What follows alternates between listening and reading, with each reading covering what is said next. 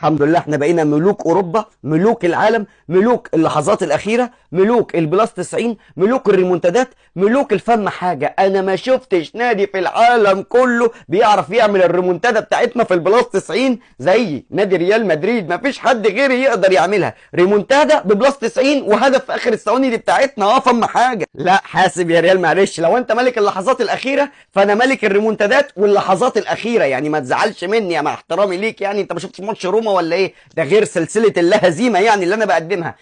معلش بس عشان يبقى الكلام منطقي، باير ليفركوزن ملك اللحظات الاخيره وملك الريمونتادات. ما فيش حد بيسجل في الثواني الاخيره زيي. خلصتوا خلاص انتوا الاثنين؟ امال انا بقى ايه؟ يعني انت ملك الريمونتادا وهو ملك اللحظات السعيده وانت فاهم حاجه، امال انا ايه؟ انت ما شفتش عمك موديست؟ يالا انت وهو النهارده كان عمل ايه؟ انا وبلا فخر انا مش بسجل في اخر دقيقه، انا بسجل بعد الماتش ما بيخلص في اخر الثانيه كده قبل الحكم ما يحط الصفاره في بقه.